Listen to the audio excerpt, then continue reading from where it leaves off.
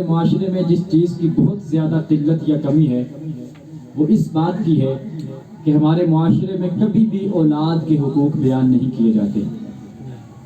اور اصولی طور پہ اگر دیکھا جائے، میں نے پہلی جو آپ کے سامنے کلی پیش کی اور جو جزئی میں نے آپ کے سامنے رکھی وہ یہی ہے کہ اگر والدین اولاد کے حقوق کو پورا کر لیں تو پھر والدین کے حقوق از خود پورے ہو جاتے ہیں.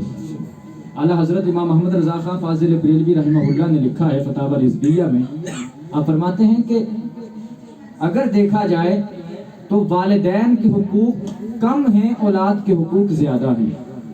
لیکن ہم کرتے کیا ہیں؟ الٹ. جو چیز کم ہے اس کا بیان کرتے ہیں، جو زیادہ ہے اس کا بیان ہوتا نہیں.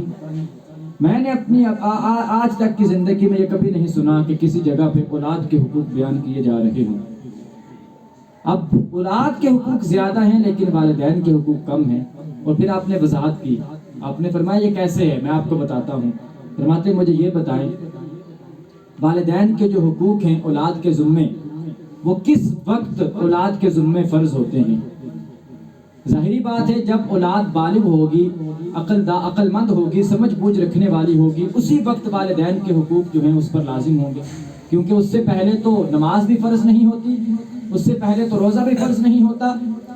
تو اسی وقت یعنی تقریباً 14 سے 15 سال کی عمر کے وقت اولاد کے ذمے والدین کے حقوق لازم ہوتے ہیں. اس سے پہلے جو 14 سال کا دورانیہ ہے اس میں والدین کا کوئی حق اولاد کے ذمے نہیں. لیکن آپ لکھتے ہیں کہ میں اگر آپ کو بتاؤں کہ اولاد کے حقوق کس وقت شروع ہو جاتے ہیں، فرماتے ہیں کہ جس وقت کوئی انسان اپنے لیے اپنی شریک حیات کو تلاش کر رہا ہوتا ہے اسی وقت سے اولاد کے حقوق کا آغاز ہو جاتا ہے.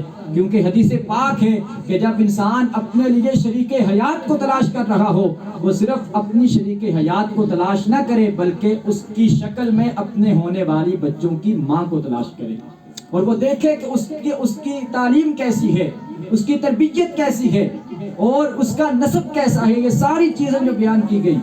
اور اگر اس سے بھی آگے چلیں، اولاد کی ولادت ہو جائے پھر سب سے پہلے ان کا نام رکھنا، ان کو عمدہ نام دینا، پھر بیٹا ہو یا بیٹی ہو ان دونوں کے لیے ایک جیسا برتاؤ کرنا.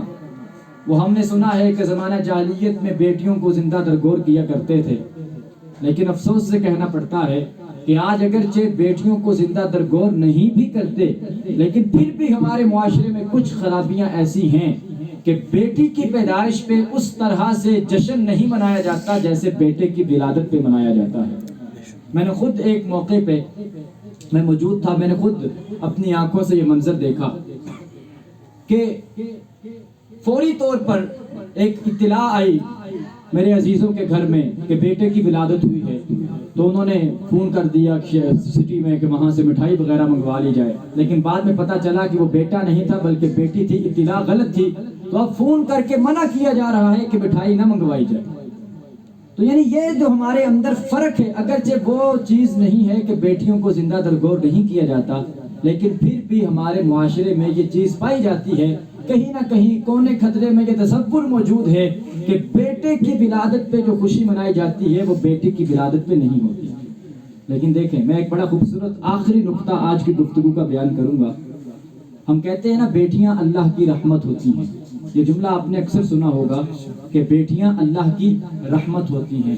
اب میں آپ کو ذرا اس رحمت کی جو خوبی ہے اور رحمت اور نعمت میں جو فرق ہے وہ بتاتا چلوں. اللہ نے ہمیں بے شمار نعمتوں سے نوازا. اولاد اللہ کی نعمت ہے لیکن اولاد میں جو بیٹیاں ہیں وہ رب کی رحمت ہے. پانی دیکھیں، پانی اللہ کی نعمت ہے.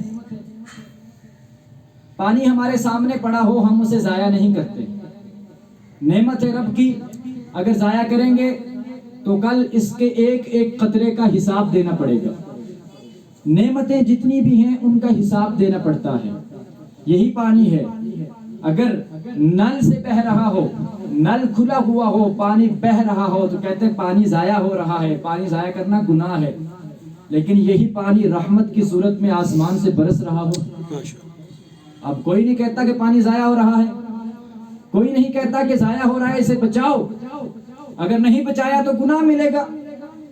وہی پانی ہے، وہی شیپ ہے، وہی ذائقہ ہے. فرق کیا ہے؟ یہ جو پانی ہم نکالتے ہیں یہ نعمت ہے، جو آسمان سے آتا ہے وہ رحمت ہے. سبحان اللہ، ماشاءاللہ. یعنی جو نعمت ہے، انسان کو نعمت کی ایک ایک چیز کا حساب دینا پڑتا ہے، رحمت کا حساب نہیں دینا پڑتا، بلکہ رحمت دامن پکڑ کے انسان کو رب کے عذاب سے بچا کر جنت میں داخل کر دے. سبحان اللہ، بے شک. یہی فرق ہے.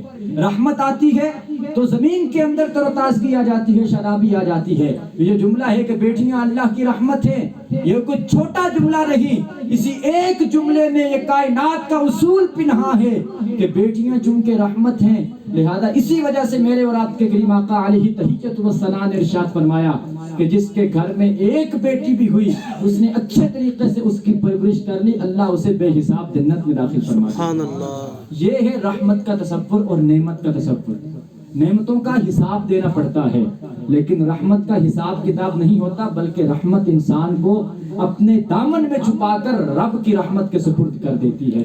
اللہ کریم کی بارگاہ میں التجا ہے کہ پروردگار عالم ہماری آج کی اس بزم کو قبول و منظور فرمائے، اور جس بھی مقصد کے لیے آج کی اس بزم کا اہتمام ہوا، رب کریم اس مقصد میں کامیابی نصیب فرمائے، اور اللہ کریم ہم سب کی حاضری کو قبول و منظور فرمائے. جو میں نے بیان کیا، جو آپ نے سنا، ہم سب کو اس پہ عمل کرنے کی توفیق نصیب فرمائے.